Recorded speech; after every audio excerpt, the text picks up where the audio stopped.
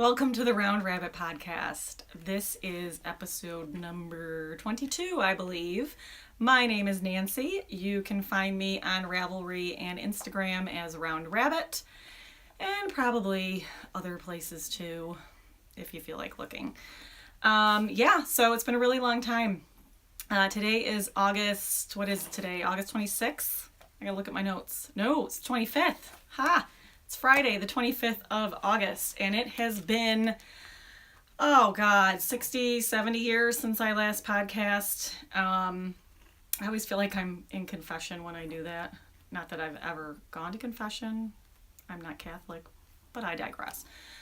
So I don't have a whole lot of excuses for me not being here or podcasting over the last few months. I just haven't really felt like it, I guess. I haven't been knitting a whole lot. I don't know, just wasn't digging it. I just felt like being outside and working in my garden and playing with my plants and doing that kind of thing. But I'm not making excuses because I've enjoyed every minute of it. But I have been feeling like getting back into the swing of things now. The weather is starting to cool down. Rhinebeck is approaching, and that is cause for celebration as far as I'm concerned. That is my people's Mecca. That's ridiculous. Already my rabbits are creeping out from under this chair. I was going to give a disclaimer that you may hear snoring bunnies at some point. I was really hoping they'd stay under there, asleep throughout this, and they're not. So that was a little sneeze. I don't know. Hopefully they won't disrupt me too much. Bunny report real quick. My little older girl, Finch, has not been well. She's been on a slow decline for quite a long time, and I think every time I podcast, she's a little bit worse. She's really kind of wasting away. She's not eating a lot. I have to feed her. She doesn't really want to eat on her own. But she's still got that little spunkiness about her. There's nothing about her that says that she's done living just yet. So, she's on some mild painkillers, which seem to really help her, and she seems pretty happy considering. That's my little bunny. Her buddy Wren is the best friend ever and continues to be just the best bunny friend she can possibly be. So they're pretty connected, and now they're over there and I'm looking at them. But I'll stop talking about bunnies right now. I can talk about my wine real quick before I get into my Rhinebeck news. Today I am drinking 2014 Riesling from Berry Family Cellars. There's their label. They are a fairly new winery in this area of the Finger Lakes. I'm not entirely certain of all the history. I know the family has been in the winemaking business for a very long time. But I do believe this is the first time they are offering wines on their own label as opposed to making wines for other wineries. They have a new tasting room that opened up in the town of Burdett, which is it's really, just a couple minutes away from where I am. And they have this really awesome tasting room. They have like a wall of records. You can select a record to play while you're doing a tasting. It's a lot of fun. But this Riesling is delicious. It's a semi-dry Riesling, and I was reading the label as I was drinking it earlier, and it says look for complex notes of beeswax, ginger, and peach. And I have to admit, I had not heard of beeswax, or I guess I just never thought about notes of beeswax before. So I thought about it as I was drinking it, and you know what? It has notes of beeswax, and it's kind of hard to explain it. It's not like it's a waxy feeling wine or anything like that, but if you're familiar with the fragrance of beeswax, it's just a really nice, light, slightly honey, but more BE. I don't know what it is. Anyway, whatever it is, it's in here, and it's quite good. This is definitely on the drier side. It's a semi-dry Riesling, but I would say it definitely is on the drier side of that. And it's really good, and it paired incredibly well with my tomato sandwiches that I had for lunch. And I don't know about you guys, but when August hits, I eat at least 2 to 3 tomato sandwiches a day, and I don't get sick of them until sometime in September. And yeah, I'm just all about those tomatoes this summer. But, you know, that might be me. I can't talk. Alrighty, oops, just kind of dumped half that wine in my lap.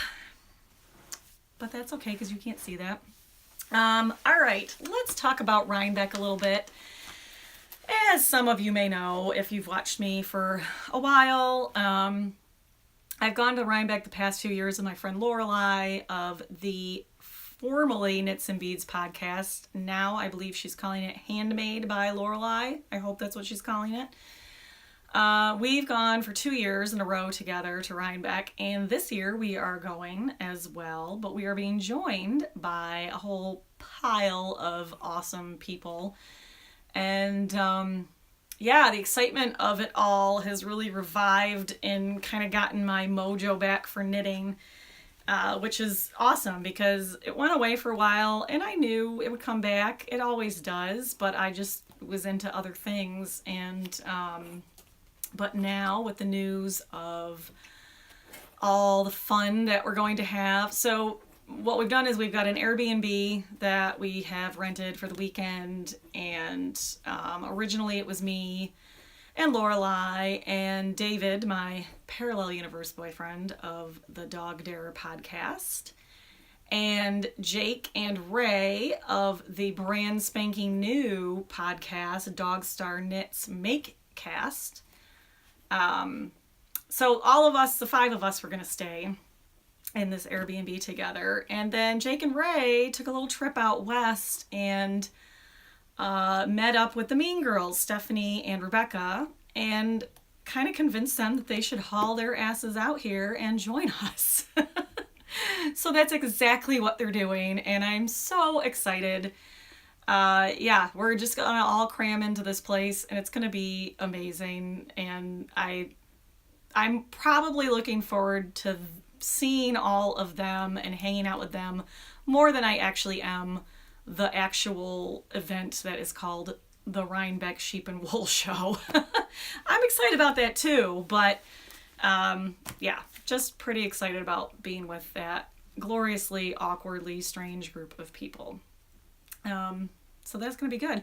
Anyway, what that did is kind of motivated me to start working on stuff again and finish up projects that have been lingering for a year or more at this point. I'm wearing one of them. I can reveal to you all. Ta-da! This. I'll stand up and try to show it to you a little better. But anyway, this is the Esque Sweater by Martin Story. It appears in this Rowan book, Easy Erin Knits. So this is what the pattern looks like. Cute little crop deal. I don't know if you can see that because I can't peer over it. Yeah, just a cute little crop sweater with kind of a rolled hem on the sleeves, and originally the pattern calls for that to also happen along this edge, which I decided to do kind of my own thing, and I crocheted a triangle Picot edge, I believe it is called. And let me stand up and see if I can possibly, I gotta put this stuff up here. I don't know how I can do this, but anyway, we'll get it up close and personal. So, oops, things are falling off of tables. Okay, yeah, so it's a cool pattern. As you can see, it is knit sideways. The back does the same. It's cropped. You're getting a really weird view here. And this is my Picot edge that I did. So the one thing I haven't done is attach a fastener here yet. I think I'm just going to do a hook and eye kind of thing and just do it there so it doesn't interfere all with the design or anything like that. Let me get my stuff again. Pardon me. Okay. That was smooth. I haven't done this in a while. Not that that's ever, it's never been smoother. It's not like I've gotten rusty. Pretty much the same as I've always been. So yeah, I finished the sweater and let me tell you, it feels pretty damn good. This is the yarn I used. Plymouth Yarn Boku. If you've been following me for a while, and let me take a drink real quick. If you've been following me for a while, you may know that I hate this yarn. And let me tell you why. This yarn broke like every 2 seconds. And I'm not even exaggerating. There were times when it broke 4 times in one row and I'd have to splice it back together. It just pulls apart randomly. You'll be cruising right along, it'll be doing great, and the next thing you know, you're just holding an end that is not attached to anything. However, I love the results. I mean, look at these colors. I love this. I don't know. The end result has made me soften a little bit on the fact that I have a voodoo doll that I stick pins in, well, which is basically a skein of yarn. I have a skein of yarn that I stick pins in. And that's my yarn voodoo doll. No. Anyway, this yarn has redeemed itself, though I honestly can't say I recommend it. Other people would have lost their minds a lot sooner, but I guess I'm just already there, so I didn't have far to go. But, I looked this yarn up on Ravelry and I expected to see like a million people being like, this stuff sucks, it breaks apart. No, there was nobody. So it makes me wonder if I just got some like dud batch because nobody else has this complaint. I mean, even when I was seaming it together, like stitching up the seams, it was falling apart then. Like just threading it through and pulling it through and it would just just break apart. Oh, it was maddening. So I switched to something else to seam it up. Anyway, I am really, really happy with the outcome. Just a reminder, if you don't already know, I alternated skeins of the same yarn. So this yarn would not normally knit up in this kind of a stripey fashion. It would be more of a longer repeat of colors, but I alternated it with itself, starting at different parts in the colorway to get a stripey effect. It's something that I like to do. I've done it before, and I'm sure I'll do it again. So yeah, really, really happy with this pattern. Will I make it again? I don't know if I will. I might. I mean, it's a style. Oh, I gotta hang on a second. My little bunny just fell.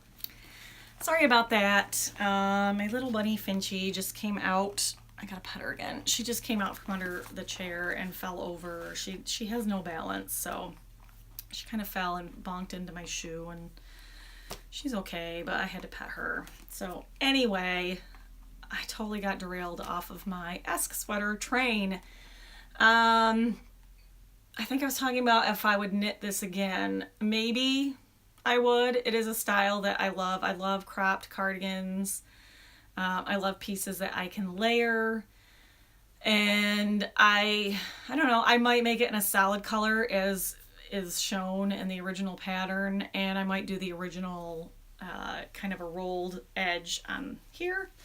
But we'll see. I mean, there's so many other sweaters to make, but it's not that I don't recommend it. I found the directions odd. And again, that could be totally me because, I don't know. There were parts of the directions that just really made no sense to me. Fortunately, it is an incredibly basic sweater in the shape. You can figure it out pretty easily. So there are definitely parts of it that I just winged and just did it as I thought it should be done, and it worked out fine.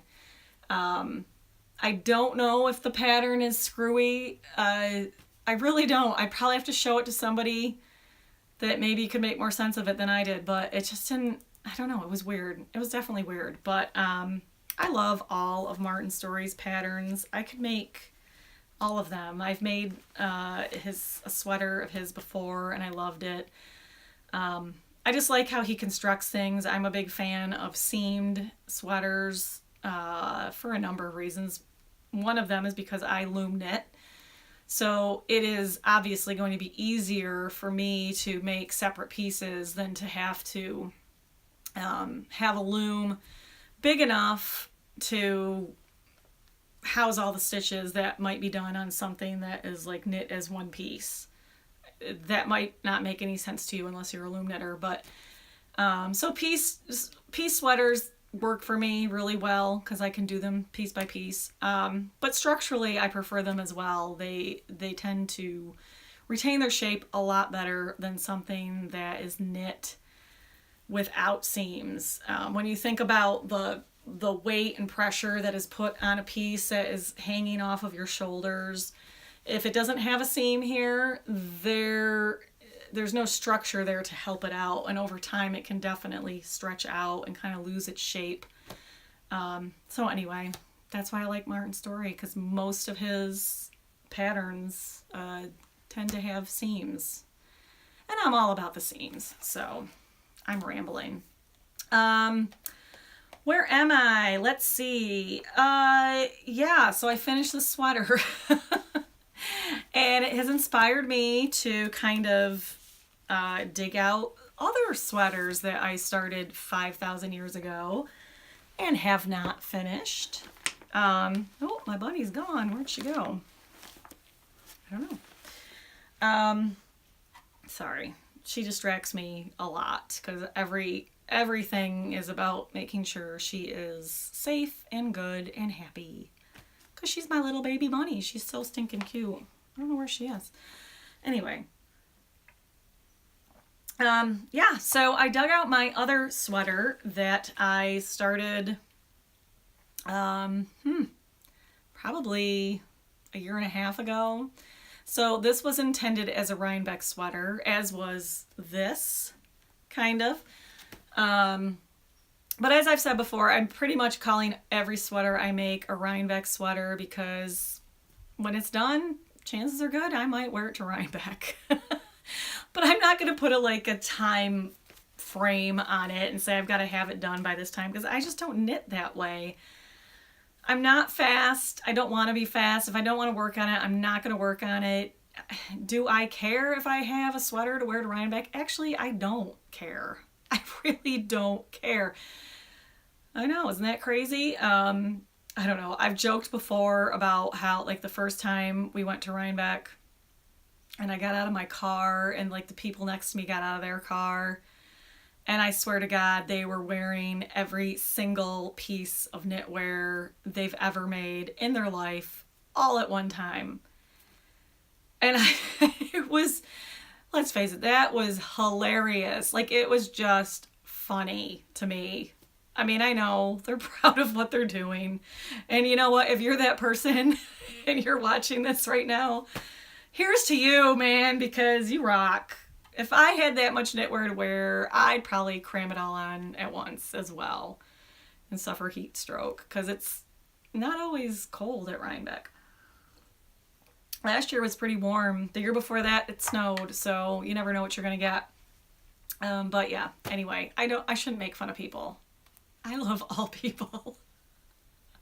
Actually, I do. I only make fun of people because I'm secretly tremendously jealous of all of them, right?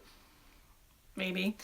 Okay. Let's see. So the sweater that I started, gosh, a year and 4 months ago, maybe, something like that, is called the Shag Bark. I don't know if you can see this little glare. Shag Bark Cardigan by Classic Elite Yarns. yeah, it's just a nice, heavy, knit and bulky weight yarn. Just a great, like a sweater coat almost, which is really, I totally dig that because I can wear that, you know, probably up till December around here before I need like a real coat. But so there's a few problems with this. I don't know if I have enough yarn to finish it. And I don't quite know why I thought I did when I started it. But honestly, I can't remember what I started with. So I've already knit the sleeves. I think I talked about this in my very first podcast. For some reason, I like to knit sleeves first. I have no idea why. But I have the sleeves. So here they are. Here are, well, I'll hold up one at a time. Here are the sleeves. Ta-da! Sleeve action right there. All done.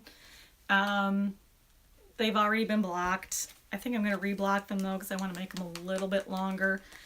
But so this is the yarn. Isn't it beautiful? I love this deep teal color. The yarn is Valley Yarns Northampton Bulky in Ocean Heather. I think this is a discontinued yarn because that's probably why I bought it. I'm pretty sure I got it on some amazing sale. Because I don't tend to buy sweater quantities worth unless they're on sale. The problem is I have no idea how much I started with. I didn't keep track. Usually I do. Usually I save the bands. No idea what's happening with this. I don't remember. I feel like these sleeves took more than I thought they would. And which makes me wonder if I'll have enough to finish the sweater. So, yeah. So I set this on the floor for 2 seconds. And that's what Ren just did. Because she's the best. She saw something beautiful and had to make it more beautiful. So yeah, check that out. Ren Bunny, my little artiste. Let me give her something real to chew on. Here, baby. Come here. Oh, now she's snubbing me because I stopped her from creating. I'll just throw that over there. Okay. Back to my sweater.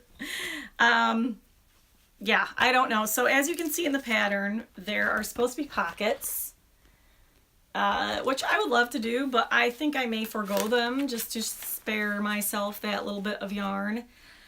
And the only other place that I may have to change a little bit, and I hope I don't, is the collar, because the collar is knit after the fact. You put the whole sweater together. You block your pieces and you put the whole sweater together, and then you knit the collar on. So my collar might be shorter than that. I don't know. I really have no idea how much yarn I have. And it does seem to be kind of sucking up quite a bit of yarn.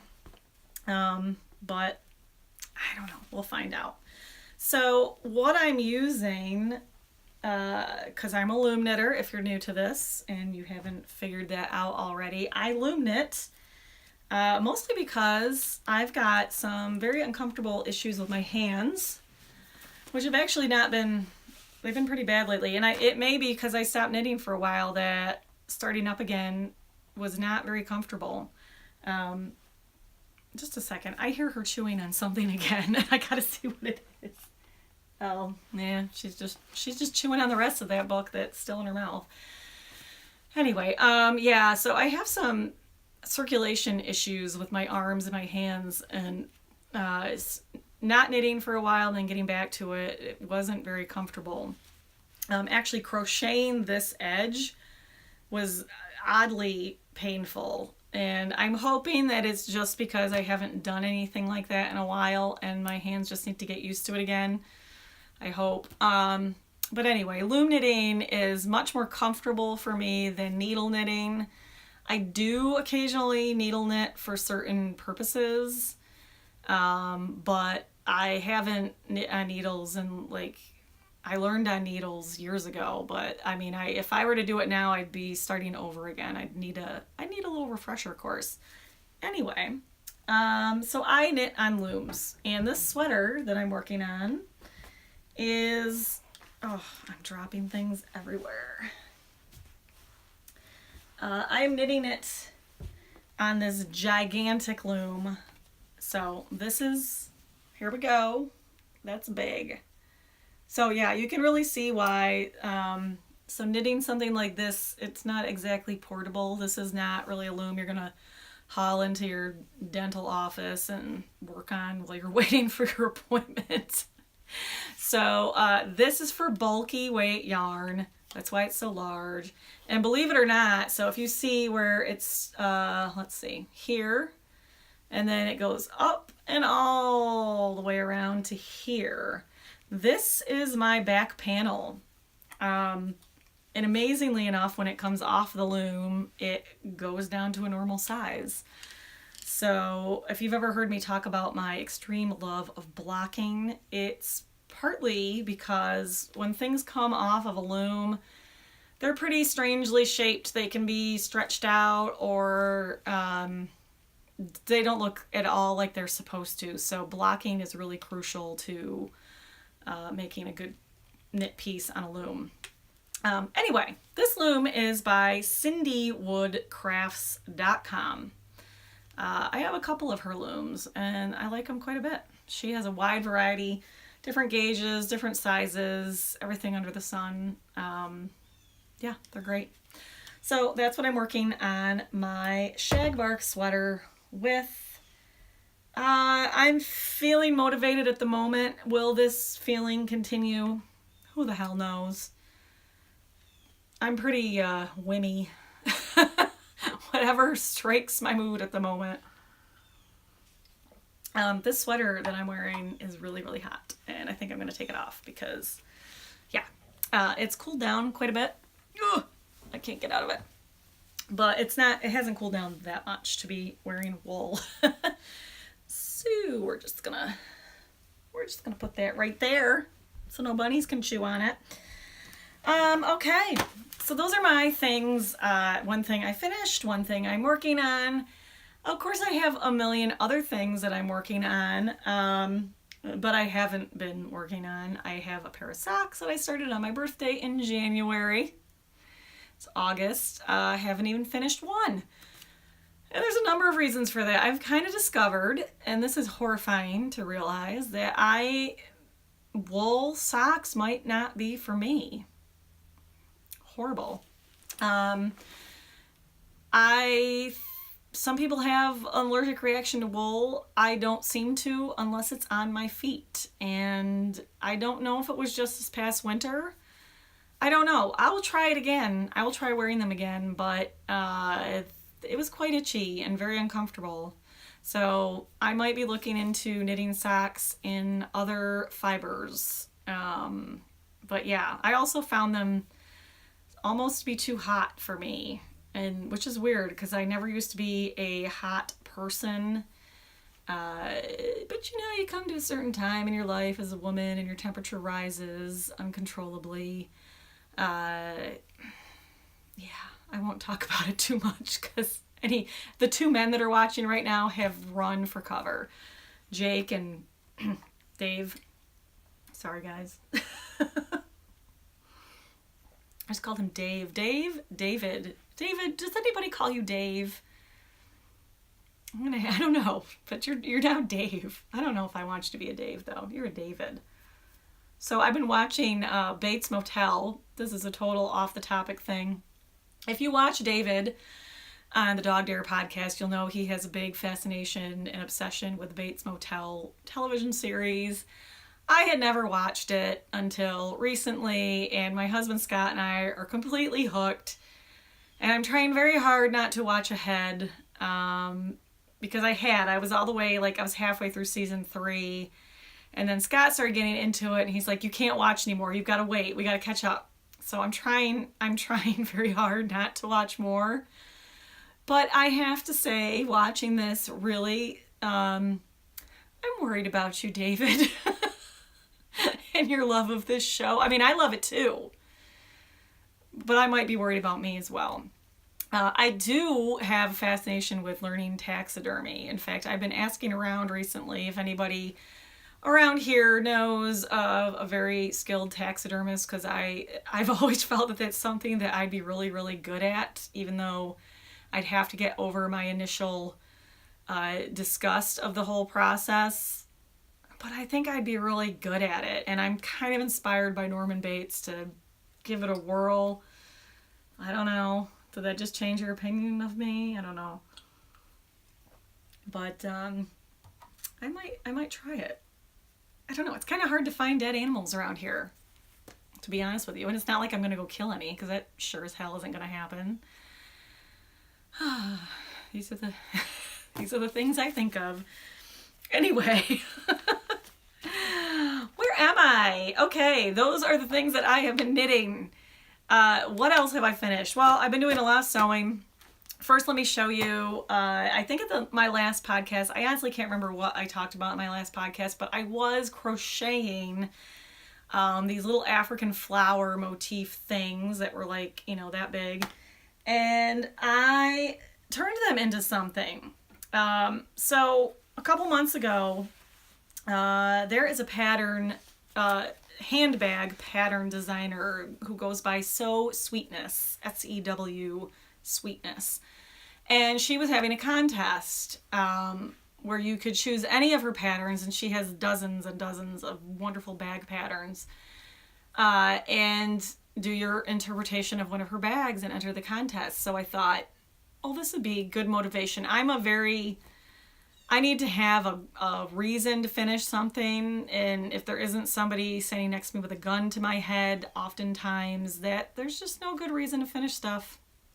It just doesn't happen. So I like to use contests now and then as a way to motivate myself to have there's a goal, an end goal. So I started doing those crocheted African flowers, and I had an idea in mind to incorporate them into a bag. And then I got really, really sick, and I can't remember if it was May, it might have been the month of May. I was like really sick for weeks. I could go into details, but it's so disgusting and fascinating at the same time. But I won't. If you see me at Rhinebeck and you want to hear about it, I'll clue you right in, and you'll run and scream in horror, no doubt. But anyway, it really kind of messed up my whole entry into this contest, because I had no strength to do anything. I couldn't do anything. Literally, I laid in bed and cried and complained endlessly and watched a lot of British murder mysteries. And that's all I could do. And it was horrible. So by the time I had enough energy to do anything, the contest was done. And I was really bummed, but thankfully I finished. Like, to my credit, I rose above and I finished this purse. So first, let me show you the pattern. It's called the Holland Road Bag by Sarah Lawson, also known as Sew Sweetness. So this is the pattern. My printer was doing funky things at the time, and the colors are odd in that. But anyway, you can see the reason I chose this pattern out of so many of her cool patterns is because I felt like there was a lot to work with. This was kind of a canvas here that I could do things to. And it turns out that it worked pretty good. So here's my bag. It's pretty crazy. So here we are. That's the front. There's the back. So as you can see, I took all my African flower pieces and I kind of pieced them together, and I attached them to, this is like a canvas background here. I did a lot of crazy stitching on there. I wanted it to be very haphazard and sketchy looking, which I think I achieved pretty well. It was kind of funny because I was posting pictures of this in progress, and people were suggesting to me like neater ways of stitching. And I appreciated that, but I actually wanted it to look kind of the way, the way it does. So, yeah. Anyway, so yeah, here's my bag. This is a button that I made. This is a stoneware button I made, and it has yarn looped through the holes. And I can show you the inside. Yeah, the inside is this crazy fabric, but it has all kinds of pockets and lots of storage stuff happening in there. This fabric, by the way, came from my friend Carol, who sent me the most wonderful box of fabrics a while ago. And so did this, the purple batik that I used on the straps came from her as well. She sent me some good stuff. Oh, I just dropped my notes. Oh no, there's stuff everywhere. Let's protect it from the bunny. Yeah, anyway. So what I can say about this bag is just about killed my sewing machine because there are a lot of layers happening here. It has something, what is that stuff called? Annie's something. Yeah, I'm real good at this. Anyway, it's kind of like, you can also use the foam that would be in a car headliner. Is that what that's called? Up above your head. It's just basically a thin foam padding that gives the bag really solid structure.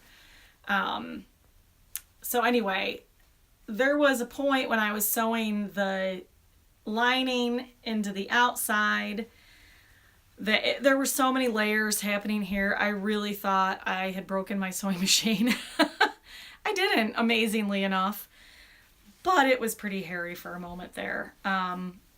Yeah. Anyway, I'm really pleased with this. I've only carried this once. I've only used it once because it's a winter bag. It's hot. It's like a sweater, but I really love it.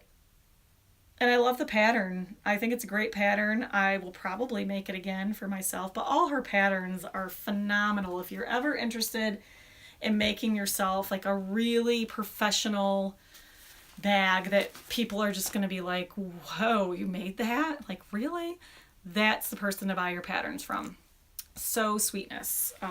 Definitely check her out. And maybe next year, if she does a contest again, I will get something done on time. But oh well, at least I finished it. That was my goal, and I did it. Yay, me. I'm so excited. Alrighty. Okay, knitting. Gosh, I'm at 40 minutes already. Blah, blah, blah, blah, blah, blah, blah. Sewing. That's what I have been doing quite a bit of. I'm not going to show you everything because I did a lot.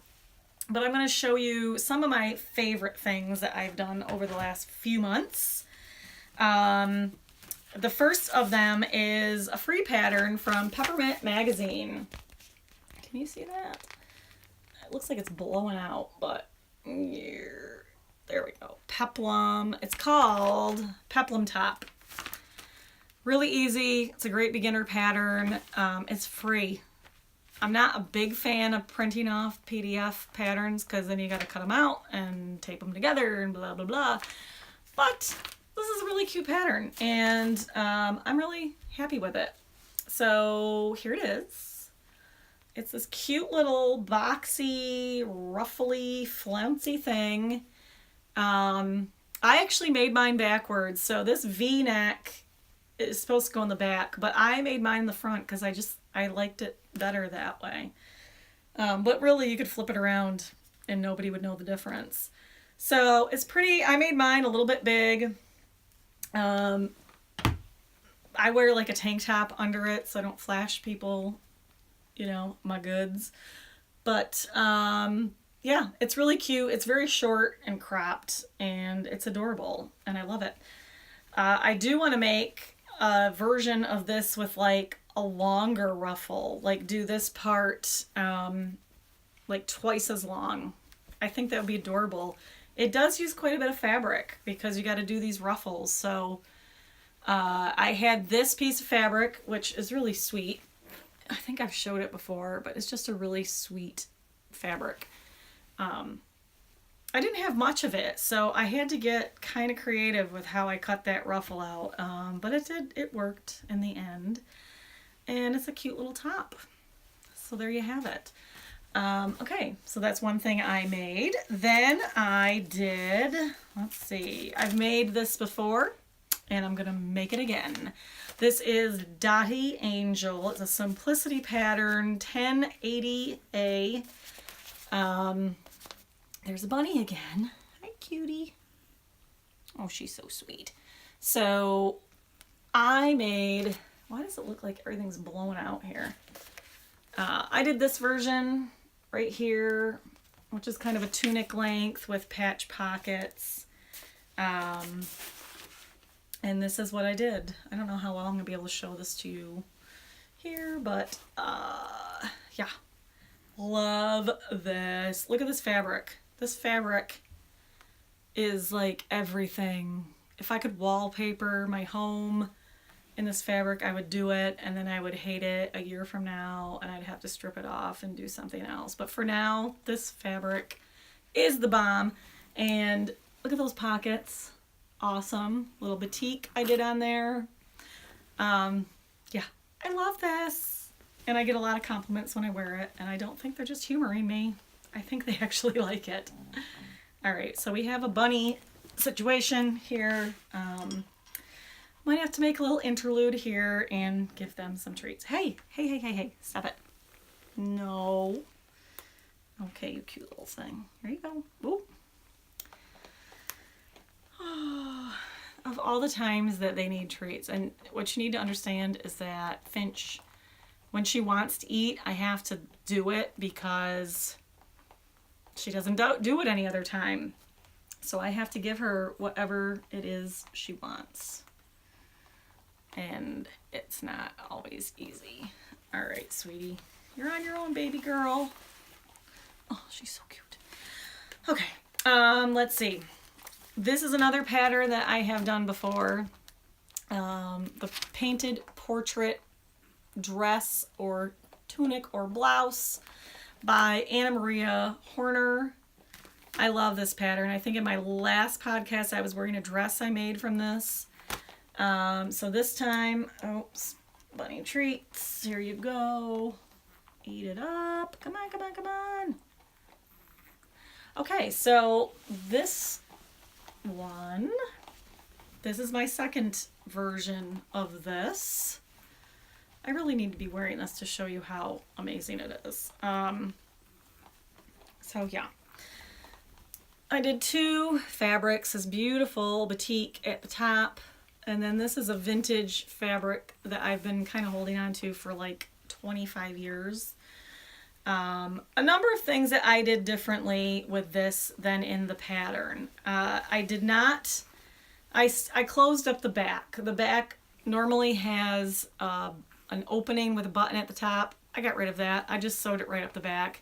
If I had enough fabric, I would have cut it out of one piece, but I really didn't, so I had to do two separate pieces and seam it.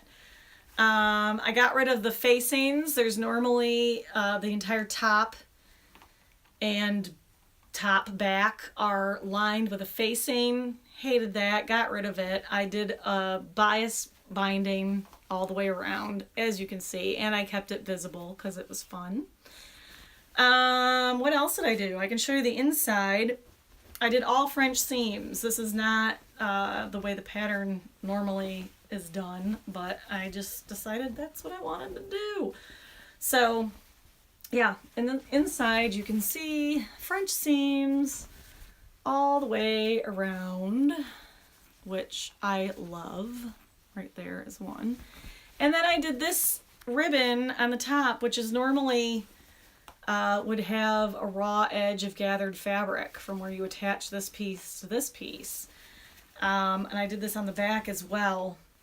And all I did is I took a double-sided fusible webbing tape and put a ribbon over it and fused it on there. And I've washed this many times. This is not coming off. It's really durable. It's soft and flexible. It's not uncomfortable. So basically what I have is the entire inside of this dress is encased. There is no raw edges showing anywhere. For some reason that makes me all kinds of happy. And I have been wearing the hell out of this dress all summer long. I wear it over jeans. I wear it over leggings. I wear it as a dress.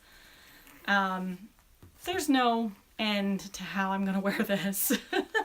So, hang on a second. Got to give the bunny a treat. Here he goes. Okay, so that once again, was the Anna Maria Horner painted portrait dress. Love this pattern. I already have another one cut out.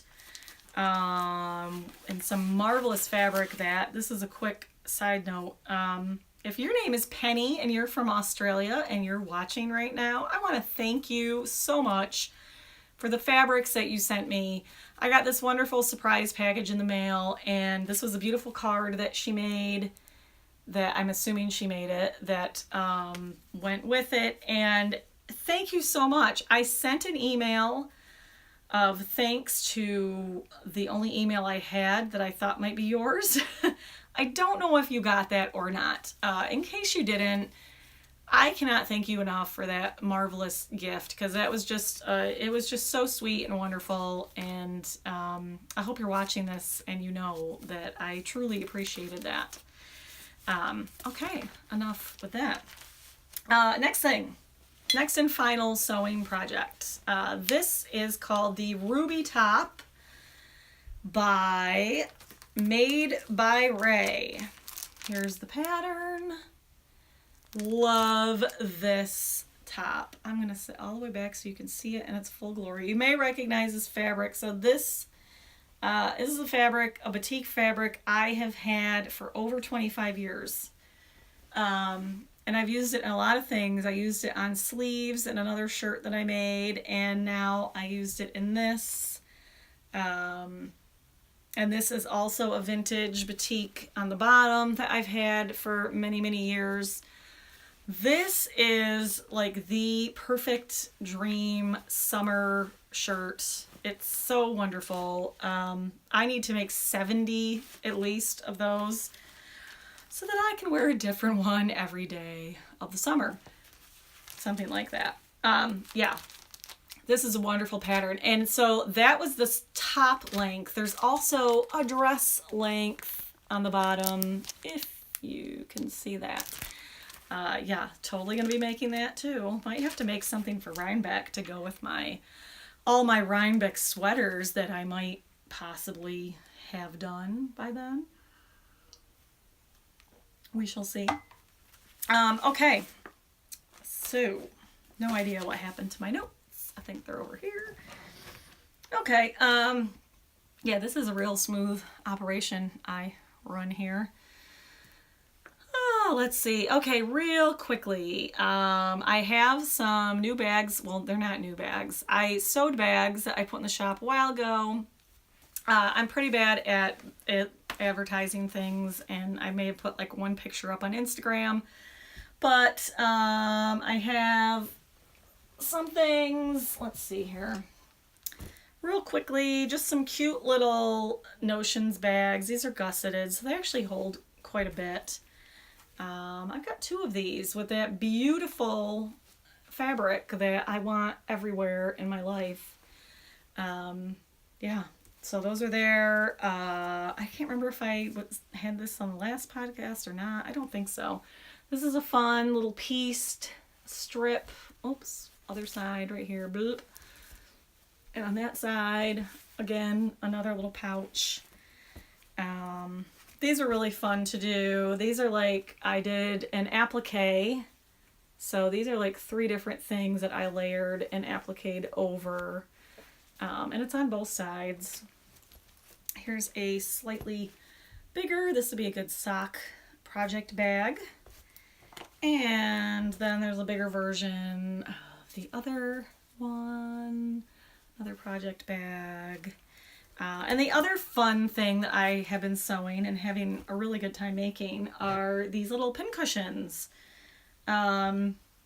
I'm calling them pin pillows because they're very pillowy. So here they are in a big old stack. The tops are pieced fabrics, and they each have a porcelain button that I have made. They're all different, and I don't need to show you all of them, but yeah, these are super cute. I love them. Mostly I like stacking them and holding them like this because they're cool.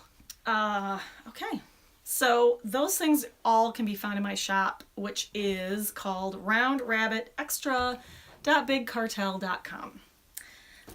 There's a lot of older things. I marked some things down in the shop right now, and there are also some other bags, older bags, that I'm probably going to be taking out soon and putting in a new local shop that's called Hector Handmade, and it was started by two of my dear friends, Jenny and Jessie, and it's such a cool little shop. It's all handmade things from artists within 30 miles of this area of Seneca Lake that I live in. And it's really an amazing little collection of things in this very cool old building that used to be a farm stand. I think originally it might have been a gas station back like in the 30s or something like that. And and then it was a farm stand, and it sat empty for a long time. But it's amazing what they've done with it. Cool little place. So anyway, a bunch of the stuff in the shop that's been there for a while is going to be coming out soon and going there. So if by some chance there was something in there that you'd been thinking about, now will be the time, because I don't tend to repeat anything, and mostly because I don't, when I'm out of fabric, I'm pretty much out of a fabric, and it's never going to be found again. So now's the time to grab it.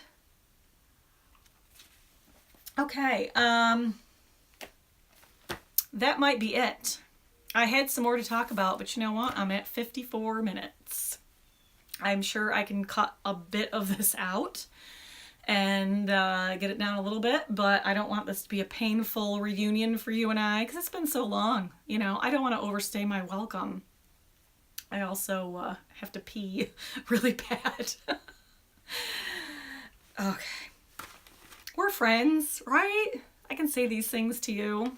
I feel like there's a lot of other things that I'm supposed to talk about, and I'm just not thinking of it. So next time, and hopefully next time is going to be soon and not 5 months from now. We'll see. Wish me luck. Yeah, so I guess that's it for now, and I'll see y'all later. Bye-bye.